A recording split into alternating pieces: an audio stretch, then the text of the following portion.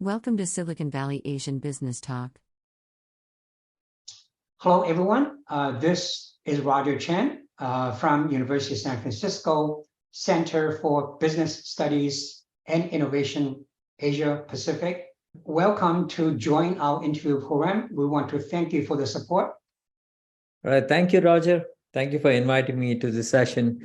My background, I grew up in India and came here for my master's in the early 80s in computer science, and then moved to, and that was at Virginia Tech on the East Coast. I then got my first job at Intel. I went to a college in India called BITS Pilani, which is considered to be India's #1 private university for science and engineering. Intel was like the dream company. I was fortunate to get a job there. So about 10 years into Intel journey, you're surrounded by a lot of entrepreneurs here in Silicon Valley.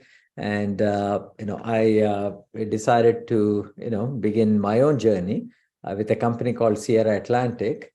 And, that grew to be a fairly substantial size company, about 2,500 employees worldwide over a 17-year period.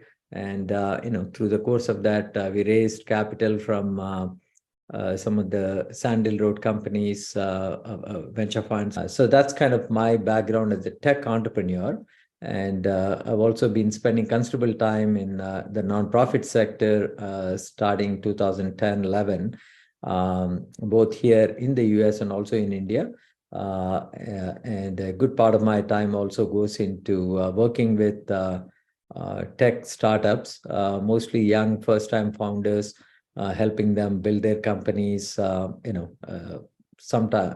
mostly as an early investor, angel investor, but sometimes I get more actively involved with them, serving on the boards and all that. Discussion topic: culture building for startups. When? What type?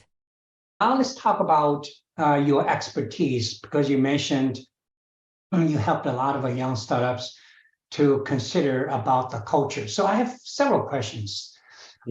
First question is about a timing. When you think is a good time for startup leaders to, maybe you already answered that question, to pay attention to culture building? Is that before product market fit, or after product market fit, or really doesn't matter? They should, consider that important issue right away when they start the company. What's your view on that? When to pay attention to the building the culture for the company? Yeah. No, I think it really starts on day one. As I mentioned earlier, I think the culture sort of flows from the top. In my case, I mentioned we were at about 2,400, between 24 and 2,500 employees at the time Hitachi bought us. But at about 50 employees, when we reached that stage, I actually said, okay, I think we all have some understanding of what defines a company culture. And to me, the core values are a big part of talking about it. And then I had one of my early employees in the leadership team start an initiative within the company to sort of engage our employees and come up with some of the values that we thought we should emphasize. But in that, I said there are a couple of things that are non-negotiable for me.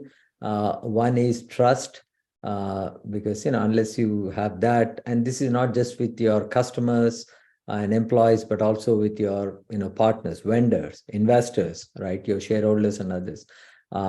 And second is one that I grew up with at Intel, is the focus on results, which is effort is good, but results is what matters at the end of the day. And starting with me as the CEO, all of us need to be accountable for what those results are. So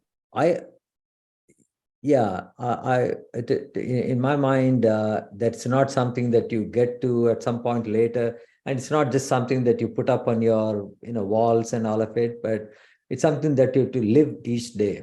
So the decisions you make about how and who you promote, or who you recognize, and who you let go. I mean, there are some, Mm. people who may be performing at a high rate, but they might not be the people that others want to work with, or, the bad apples in some sense, that don't reflect your culture, especially on matters of integrity and other things. Then there's no place for them, because, people Yeah. are smart enough, they know that. And when you tolerate that and let that sort of get into your organization, and also, mentioned earlier, people buy from people, and, so your customers get to see that too. So it needs to be genuine and not some, just words that you put up on this thing. So Yeah. I would say, yeah, right from inception. Yeah. That's great. Actually, I will kind of have two follow-up questions. The first question relates to you already touched on some of these issues.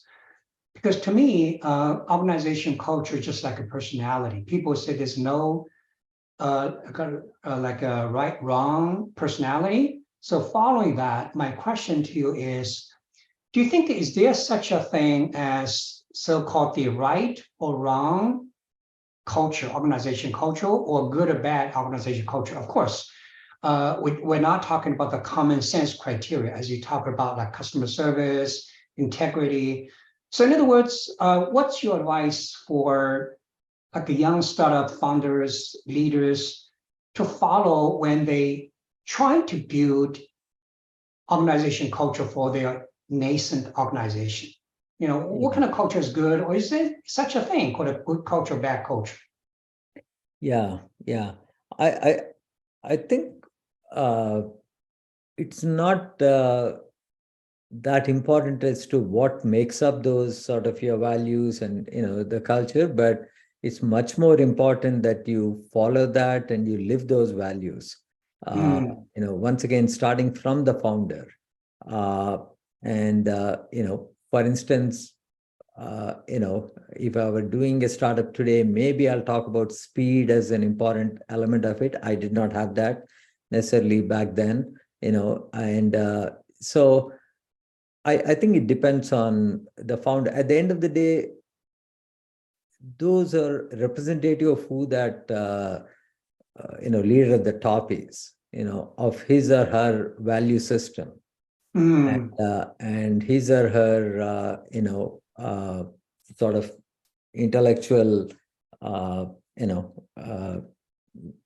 synopsis of his or her learnings, ideas, and all of that. And if at all, maybe expand it to the leadership team. The first, whether it is the three founders that started the company, or the five people that make up the early leadership team, I think each of them has to strongly believe every word of what they describe as their values and kind of live that, because the rest of the people do follow that. I mean, it's a little bit like,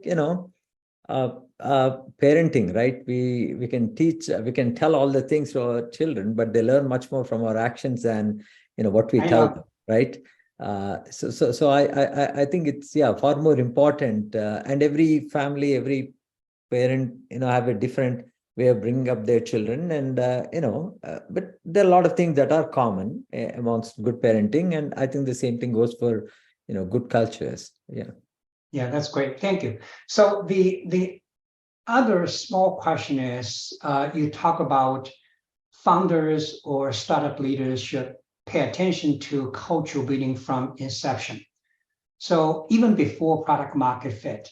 So my question to you is, if it is before product market fit, will the uncertainty, will the change of the business direction and also the ramifications of those radical changes will make it difficult for companies to build certain kind of a culture because of the pivot, because of the change? Let's just, ask your thoughts on that question. Yeah, no, that's a very interesting question. In general, my sense is people don't expect miracles from their leaders, right? But they do expect them to be transparent and, communicate, right? You can never over communicate. So, and then you'll find that, once people see that you're respecting their intelligence, confidence, and you're being transparent with them, they will become a very big part of the solution. Whatever, whether it's a pivot, like you said, and frankly, some of the most difficult decisions I had to make as a CEO was when I had to let people go, right? Because, having run that's one thing about,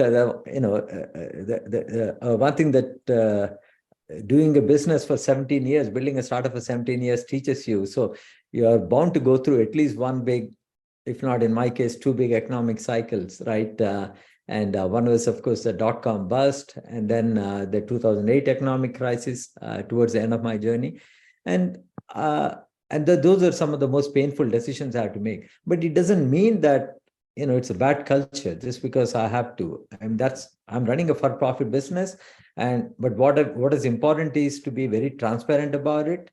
And talk about, that, and you don't want to go too far, without communicating about these issues. By and large, as a leader, hopefully you get an early indication of where things are heading and all of that, right? Now, some big events do happen externally, like the 9/11 or that's. But then again, if you communicate enough with your people, I think they understand, and they'll, you're never saying you'll never let people go.